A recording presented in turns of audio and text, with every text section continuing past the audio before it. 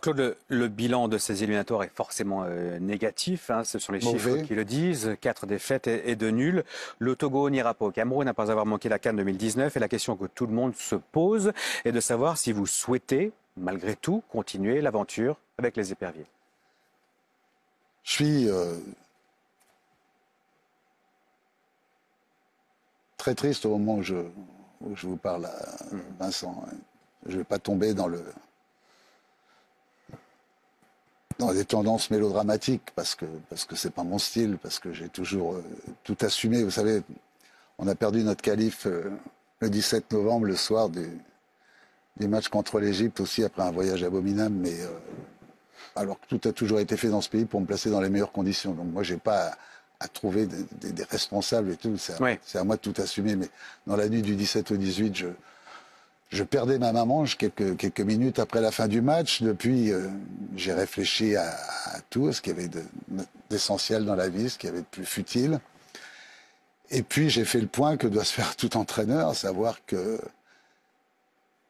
cette période de qualification a été, je vous ai dit, des moments de grande qualité, avec un staff incroyablement compétent, mais vraiment de très haut niveau, avec des joueurs qui sont en train de m'appeler et tout.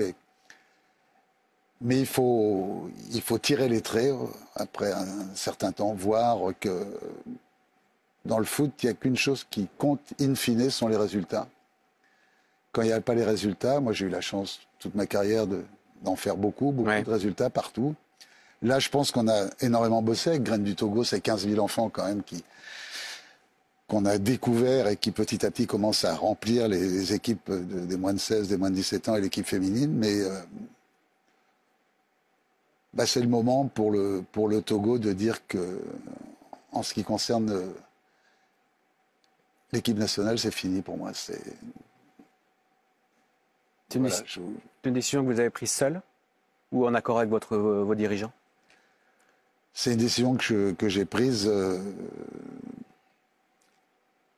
après en avoir longuement parlé avec la ministre des Sports, qui est une dame de grande qualité, qui vient d'arriver, qui a envie de bâtir des choses, qui était aussi très triste parce qu'elle a envie de continuer, elle avait envie de continuer à travailler avec moi, mais je crois que rien n'est plus important que l'équipe nationale. On ne peut pas d'un seul coup faire en sorte que tout se focalise sur un sélectionneur et qu'on oublie la chose essentielle, c'est l'équipe nationale. Savoir que le premier match de qualification pour la Coupe du Monde, c'est comme ça que j'ai réfléchi à tout. Bon, là, c'était la fin des qualifications pour la Coupe d'Afrique. Une nouvelle élimination. Mais bon, l'Égypte a raté 3 Coupes d'Afrique des Nations, ça n'a pas empêché le football de continuer à vivre et de se remettre en place. Le premier match de Coupe du Monde, c'est au Sénégal. Rien ne dit que le Togo ne fera pas un résultat au Sénégal. Les éliminatoires pour la Coupe du Monde 2022, donc. Au mois de juin. Même vous êtes dans le groupe du Sénégal. Sénégal sera bien évidemment archi favori. Et après, il y a 2 matchs, Namibie et Congo. Admettez qu'on perde au Sénégal. Vous imaginez un petit peu l'odeur de soufre qu'il y aurait pour le deuxième match à domicile où on focaliserait sur moi, on oublierait l'équipe, alors que la seule chose importante, c'est l'équipe, c'est sa sérénité, c'est qu'elle soit tranquille, c'est qu'elle soit apaisée, c'est qu'elle puisse se préparer dans les meilleures conditions. C'est donc une manière de préserver l'équipe aussi pour les échéances à venir? Parce que je pense que c'est la seule façon pour régénérer, pour redonner du tonus, moi, je pense qu'on a bossé comme des fous.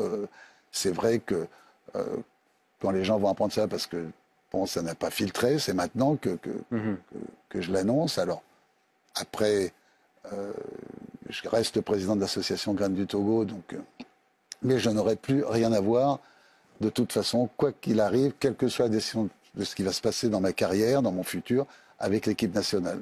On sent une profonde tristesse tout de même dans vos propos. C'est aussi parce que vous avez tissé un lien très, très ténu avec cette équipe, avec cette sélection, avec ce pays. Oui, parce que je pense qu'il faut être patient. Je lisais, je crois que c'est un proverbe camerounais qui disait qu'on ne peut pas labourer, semer et récolter et manger le même jour.